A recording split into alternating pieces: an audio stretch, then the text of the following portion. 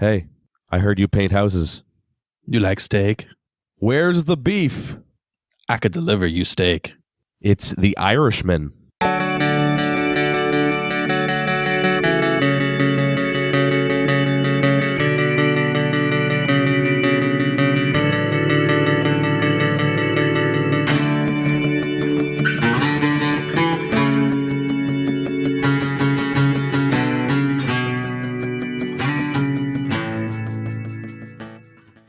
Welcome to The Center Cut. I'm Dave. And I am Michael. And today we are going to talk about The Irishman. Michael? We are talking about The Irishman. I'm trying to do an Irish accent, and I just learned that I can't do an Irish accent on the fly. The Irishman.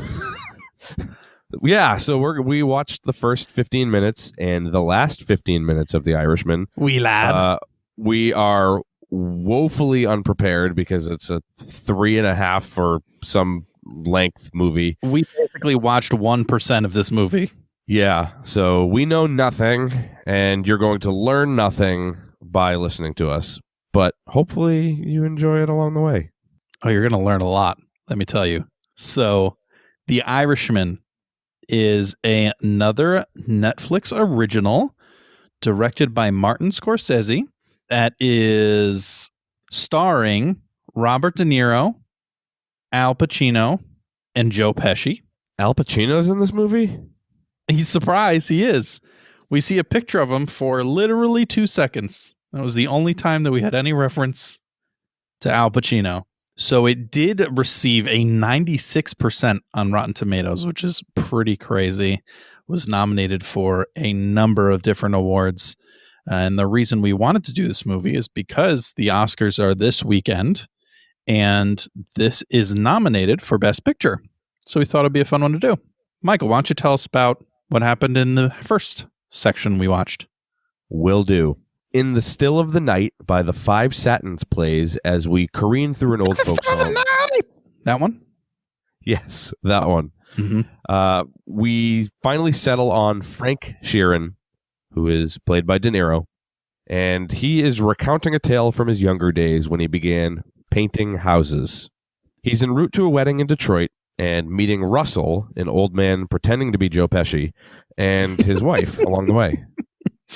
Oh, Joe Pesci is very old. I know that they made him look older too, but when I think Joe Pesci, I'm thinking like Home Alone. Yeah. And that was a long time ago. This was quite the sight. Mm-hmm. And fake Pesci don't smoke. Nope. I heard you paint houses is letter bombed across the screen between shots of painted pavement lines. What does it mean? What does anything mean? Why am I alive? No one knows. Carrie, Pesci's wife, wants to smoke, and they pull over on the side of the road for a butt break, right by an old Texaco and Stuckey's. Now, we're whisked back, I'd say, about 30 to 40 years. Yeah, that'd be my guess. And an even younger Frank's meat truck dies in the middle of the road at the near exact spot we just were. Yeah, so this was crazy to me that in the first, not even 2 minutes of this movie, we see 85, 90-year-old Robert De Niro. We then see mid to late 50s De Niro, and then we see mid 30s De Niro, all in the span of 2 minutes, and it was just crazy.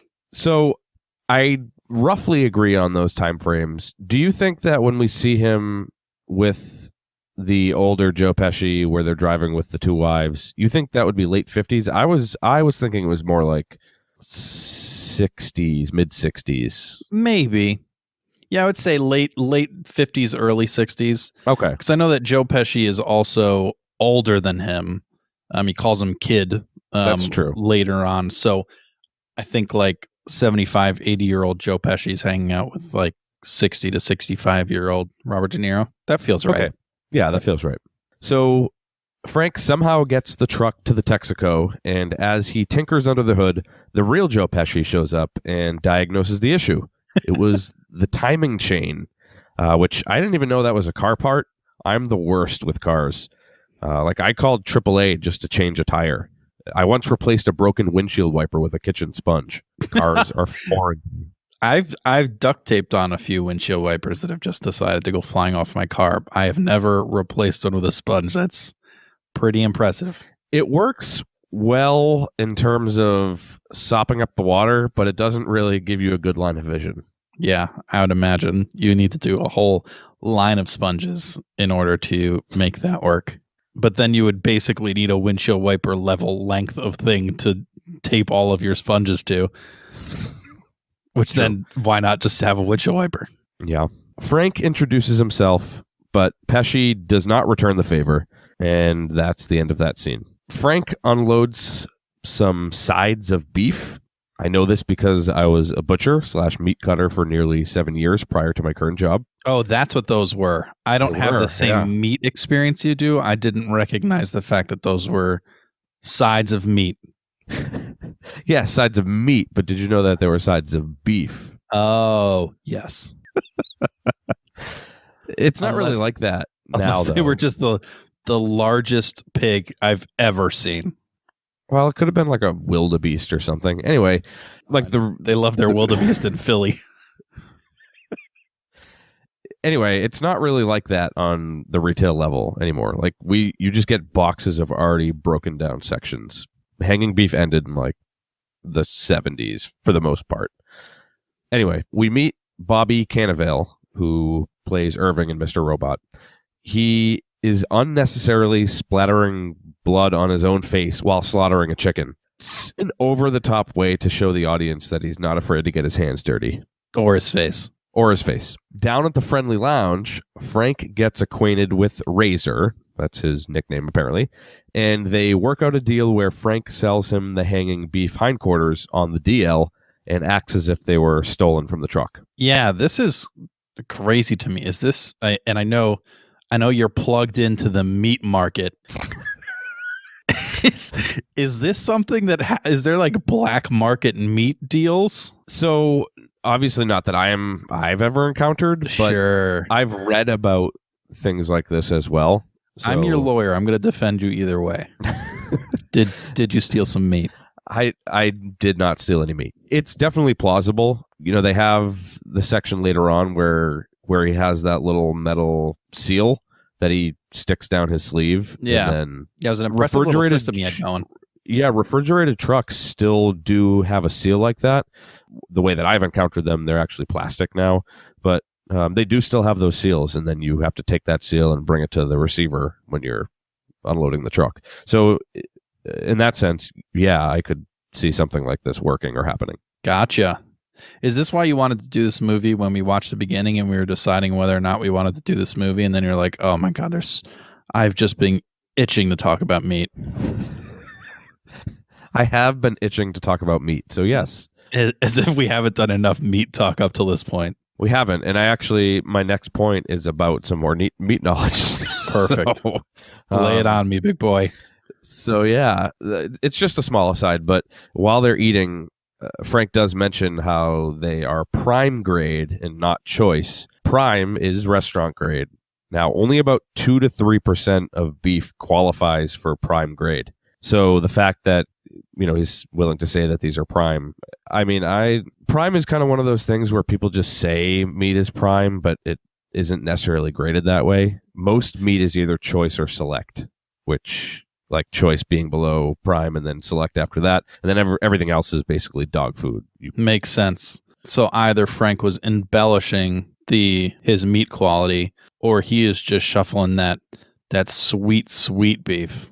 Correct. Anyway, a random baby is baptized, and then the beef kidnapping ruse is blown asunder. Oh, no. Frank's attorney, William Buffalino, is Ray freaking Romano. Abra! Came out of nowhere. Yep, it was great. I was so excited about it. Frank admits, in a way, that he did help pilfer the beef, but Ray defends him anyway, and we learn, in a very important fact in this first 15 minutes, Frank will not rat out accomplices. Yeah, he is stone cold. Like, he is not willing to do that at all. Good on him. And that basically comes into play later on, and that's it's important.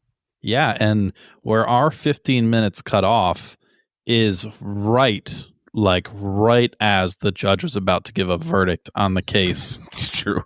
I really want to know. I mean, I know. based on what we see, I think it's a slam dunk that he's not going to get in trouble for that. But I don't know. oh, you think he's doing some time? Yeah, well, I don't know if he's doing time, but I feel like this might be the moment in which he loses his job and needs to go into a life of crime, or worse crime than the current crime that he's criming. So he hooks back up with Russell. And, Yeah. Okay. Yeah, potentially. Maybe. We could talk about more of that later. We can. But Yeah. that leads to the last 15 minutes of the movie for you to cover, Dave, which starts at 3 hours, 3 minutes, and 57 seconds. And is surprisingly a completely different movie. Weird. We just spend 15 minutes with an old guy. Old Robert De Niro. So we start off at a funeral.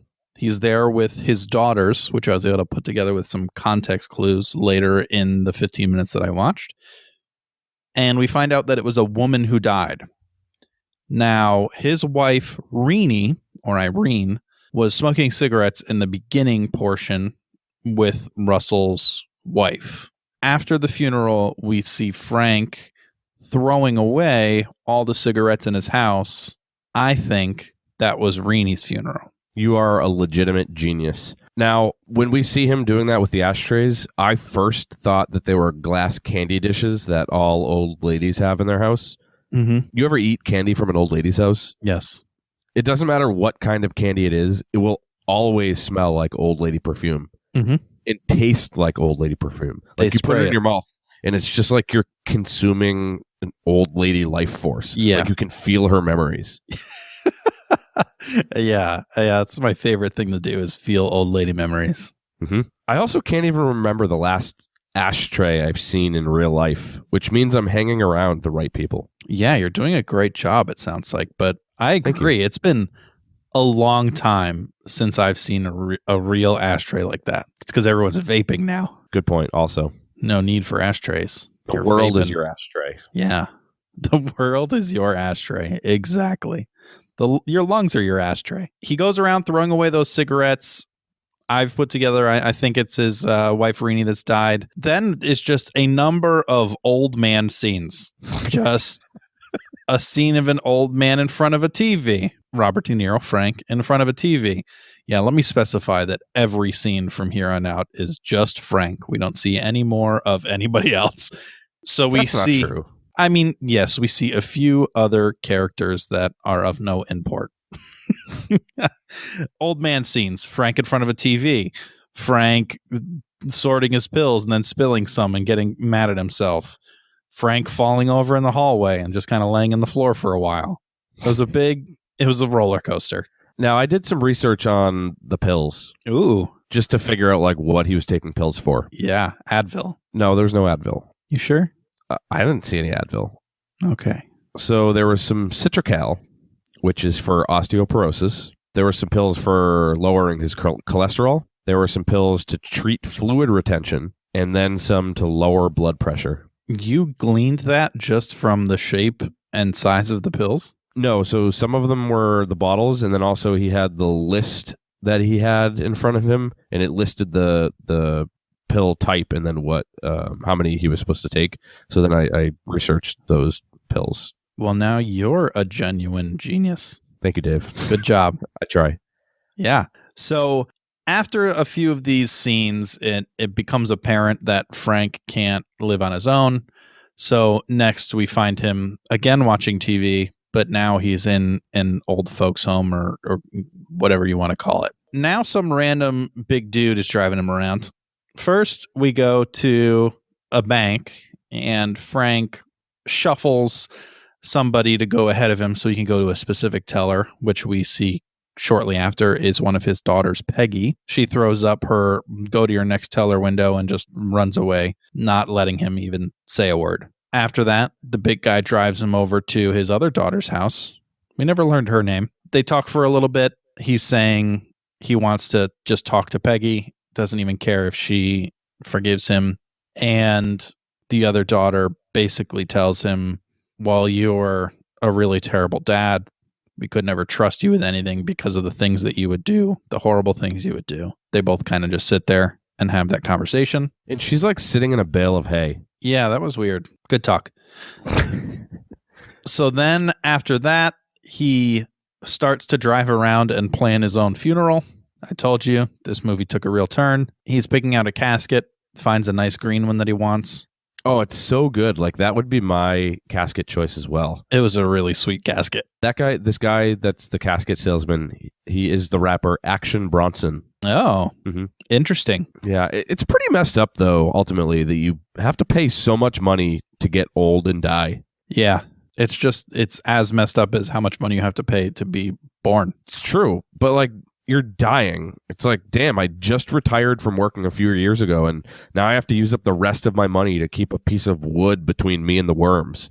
Like, what the fuck? Do you plan on dying a few years after retirement? Doesn't everybody? I have some people I need you to talk to. Ooh.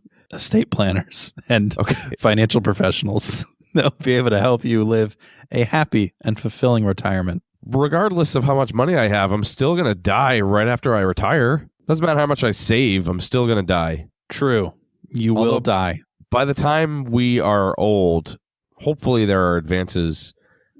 Although, do I really want to live longer anyway, though? Like, do I really want to live until I'm like 100? Yeah, it's a good question. Like, what if we're saving for retirement and the retirement age is 65 and we retire at 65 and then they develop something that extends our life to like 130?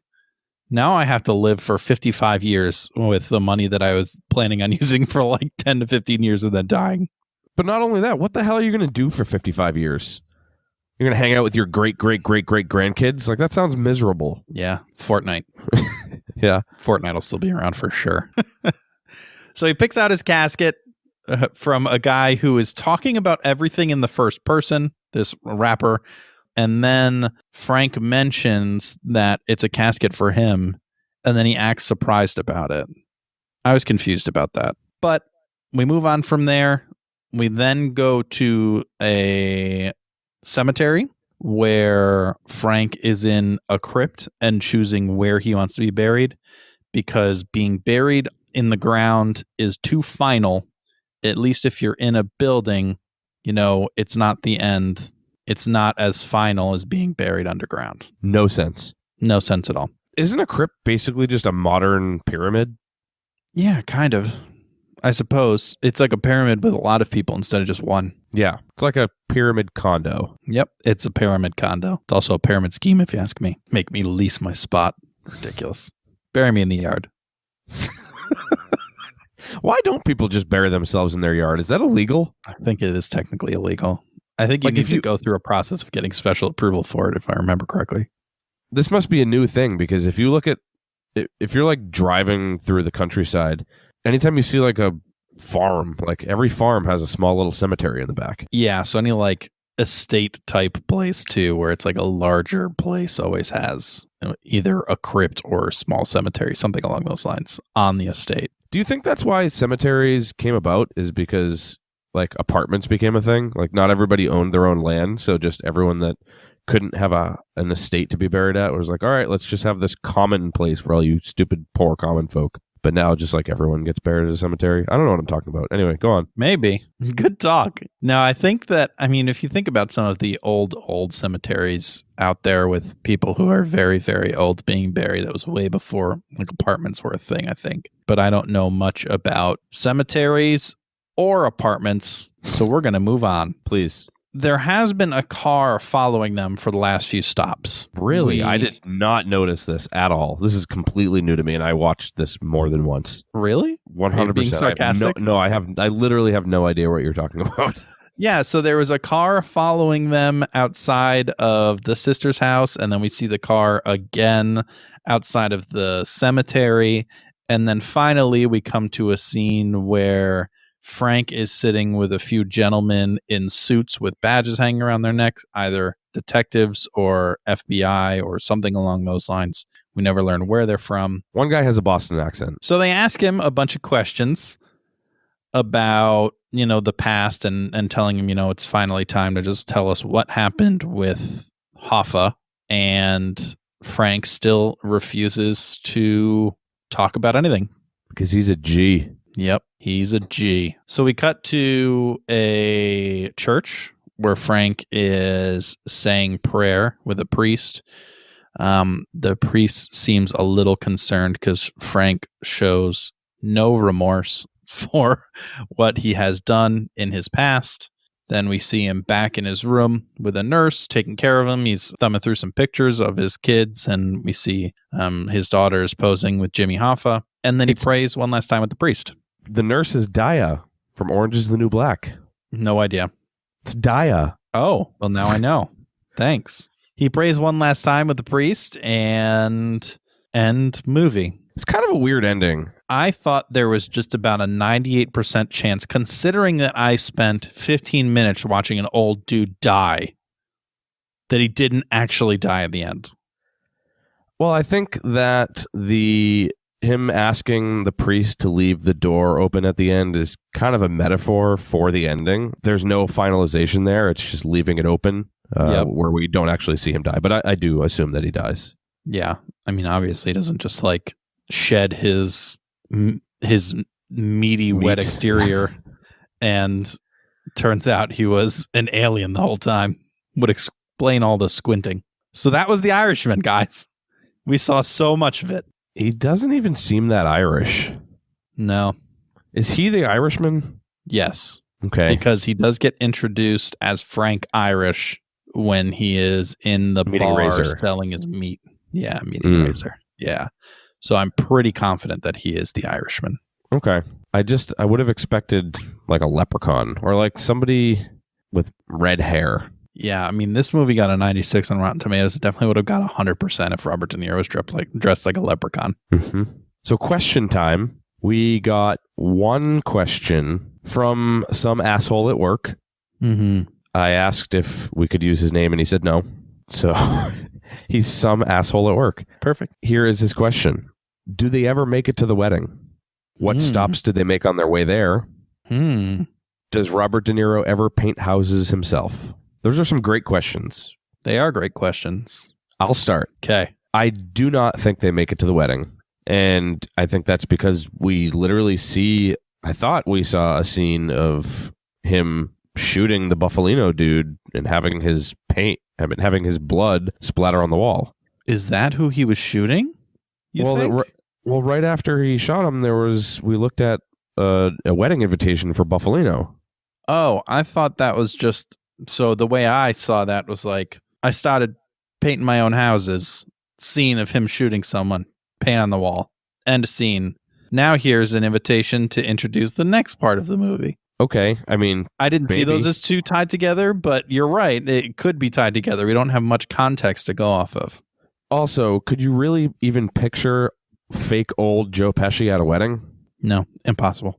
Impossible. He withered up and died before he even got there. He can't look older than that. There's no possible way. There's no way. Oh my God. If he was in the final scene, the final scenes where Robert De Niro was dying, man, Joe Pesci would have been a skeleton. What stops did they make on the way there? So if they were smart, they would drive through Lancaster, PA, because they start from Philly.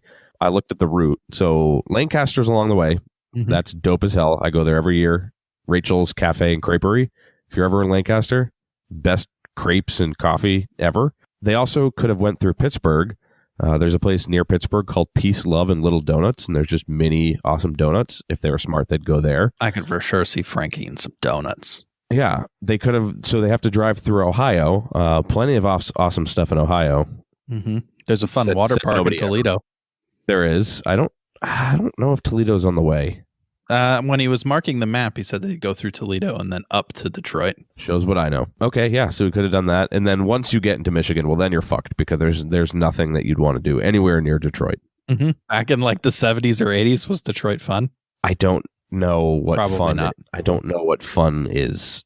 Oh, I guess on a larger note. Yeah. Now, does Robert De Niro ever paint houses? I thought that he said that he did, and that's what we see. We see him shooting a guy in the head.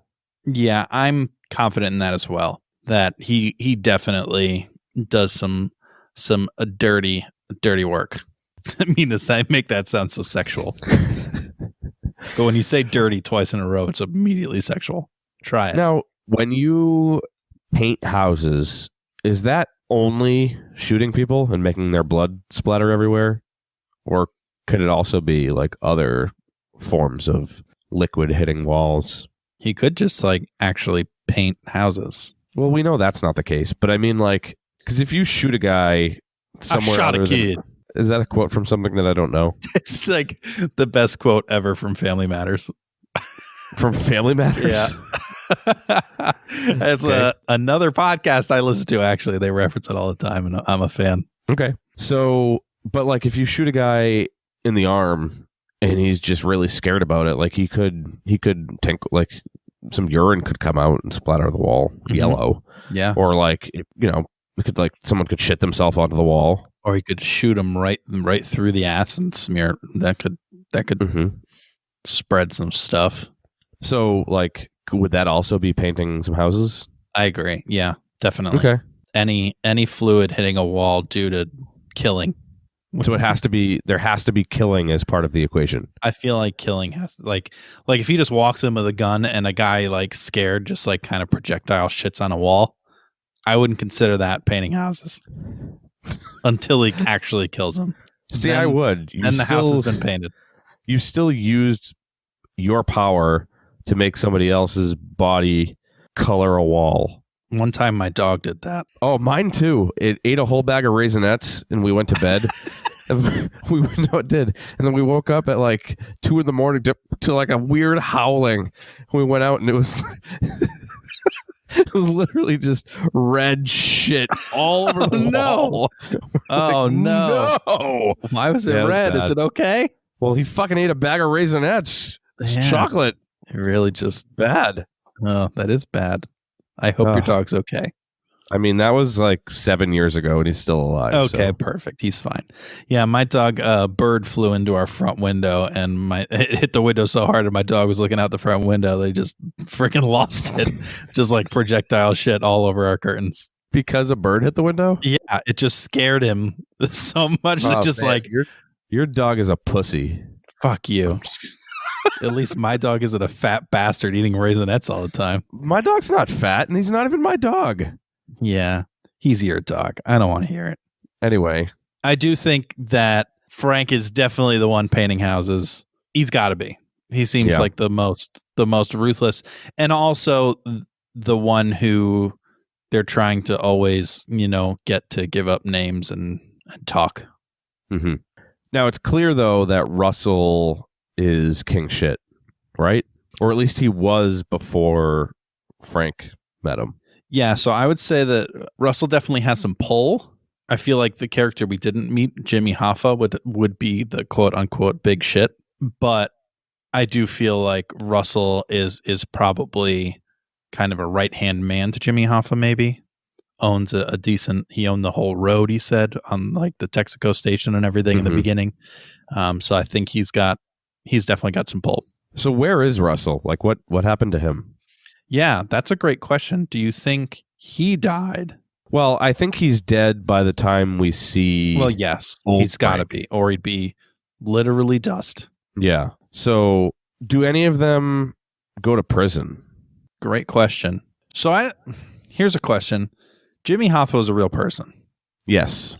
Is this based on a general real story, like a true story, or is this just fictional with some real people in it? That's the debate. So I always do like a little bit of cursory research on the movie that we're about to watch. I never look at the plot of the movie because that would defeat the whole fucking purpose of this.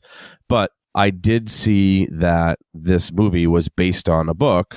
I think it's called I Heard You Paint Houses, but it's basically the autobiography of this Frank guy, and that is the claim is that he killed Jimmy Hoffa. So this is kind of a true story. That's in question. They haven't really been able to prove that. In the spot where he outlines how and where he killed Jimmy Hoffa, they end up, like, the FBI actually goes to that house and they got some DNA off of, like, the floorboards, and they were not able initially to match it up to Jimmy Hoffa.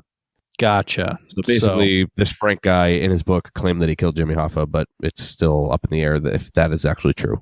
Aha. Which kind of brings us to where Frank won't talk about it in this movie or anything. We don't know if that's what happened, or at least based on what we saw, we could have actually saw the whole scene, but we don't know.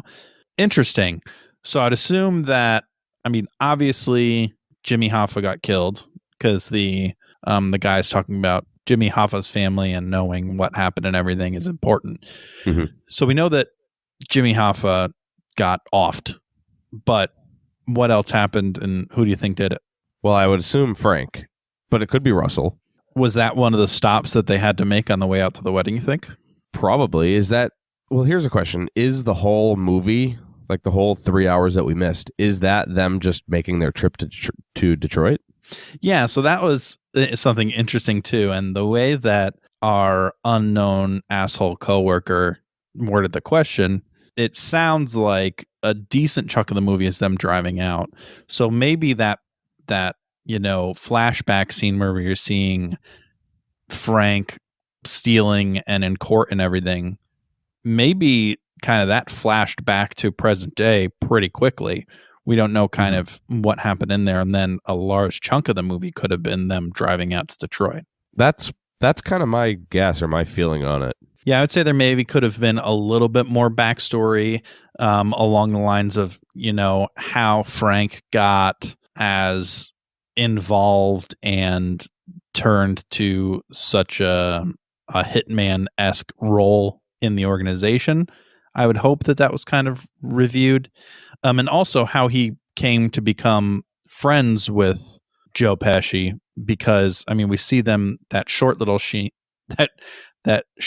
Charlie Sheen, that short little scene where Joe Pesci helps him figure out his broken down truck. But we don't, after that, they kind of part ways and they don't talk again in the sections we watch. So there should have been at least a little portion of how did he get connected back with Joe Pesci and how did he get involved with them? Mm-hmm. Yeah, I think there's probably just some flashbacks. Now, I guess another question I have is, who is he regaling in the old folk home? Like, who is he talking to telling this story? Yeah, we don't actually see. Is it just some other old fuck, or is it like his daughter Peggy? Did they finally connect? Yeah, so that's a great question, because I do agree, and I had that thought as well.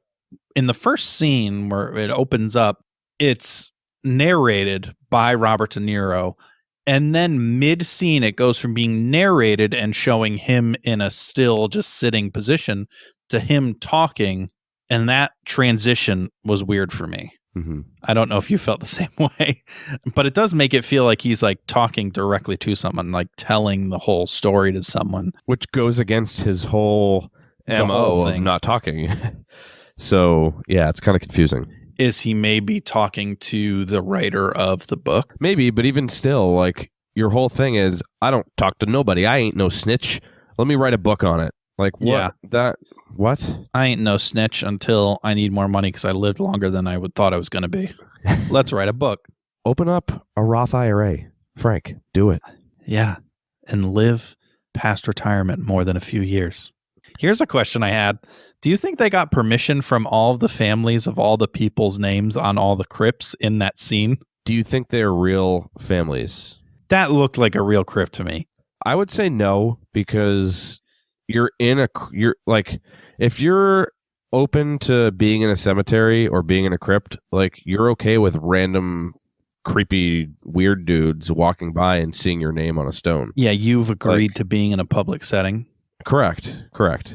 I wonder if there's like paperwork that people need to sign for the cemetery, basically saying that if the cemetery wanted to do anything like that, that they have the right to. But why though? It's not like they're doing anything weird. They're not like rubbing it's not like Robert De Niro's going up and like rubbing his penis on all the crypt doors.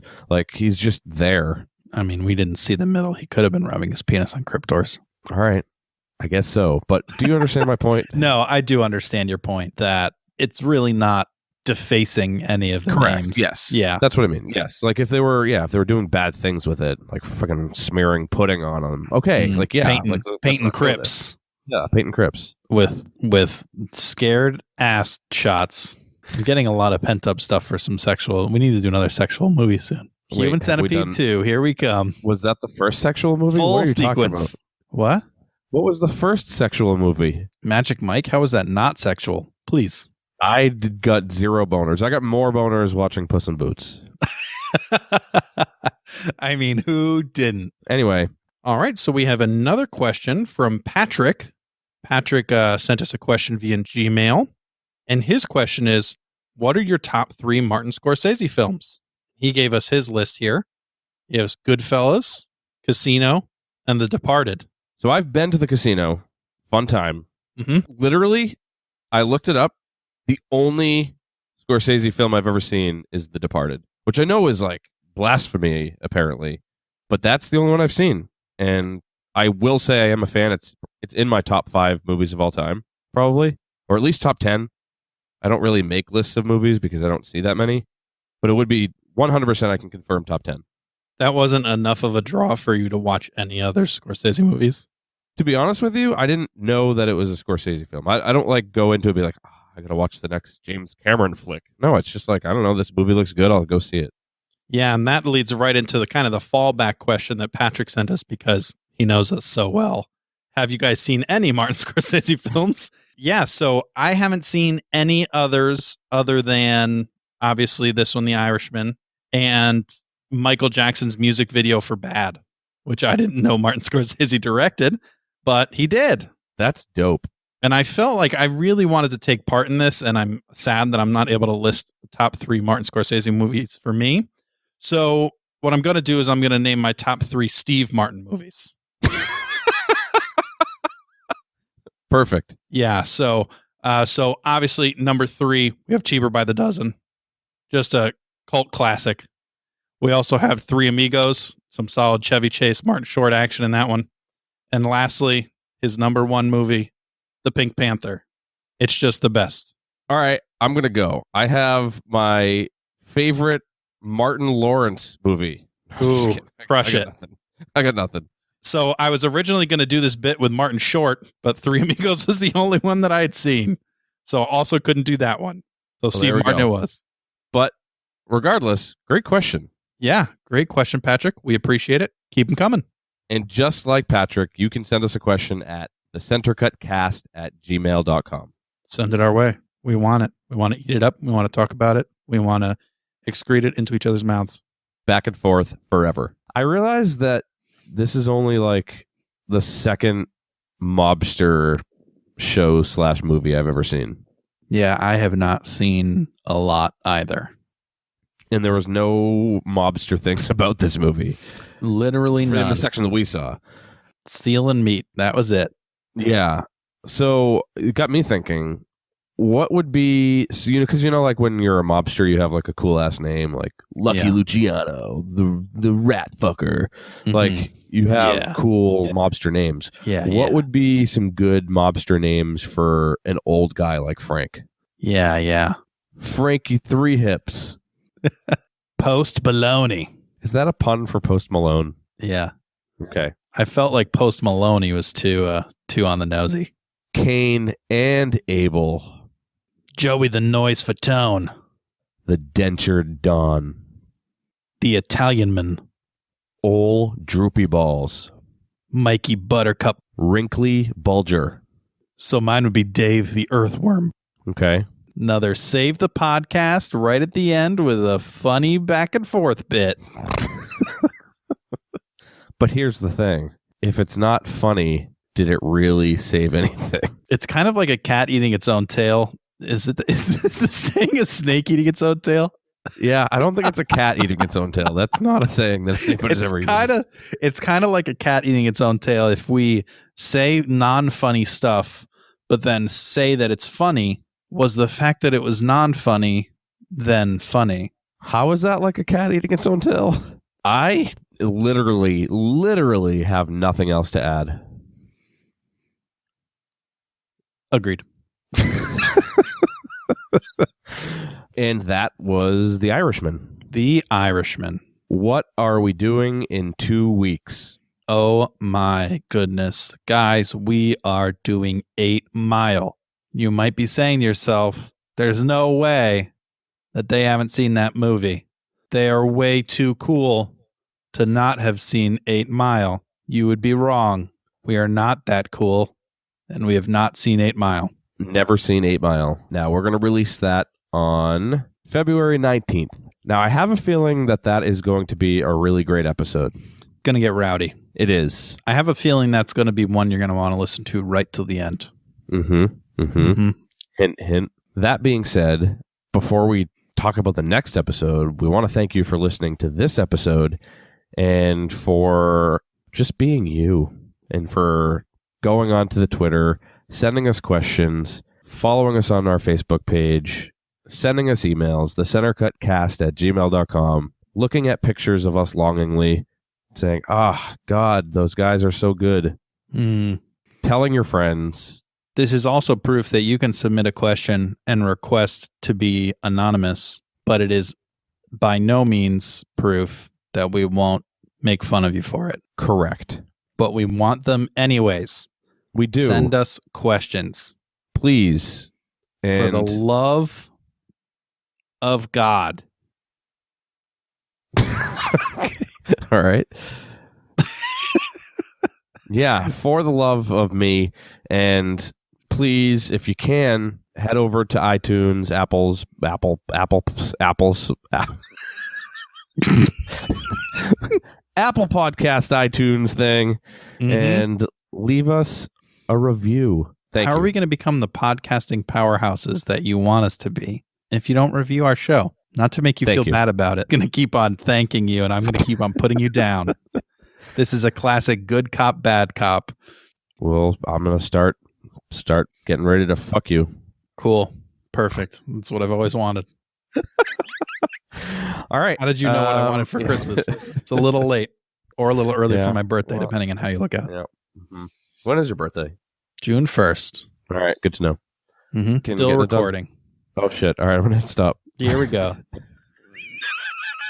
All right. Yeah. So when's your birthday? For Mikey Buttercup, I'm Dave the Earthworm, and like the meat in my trunk, it's always better in the center.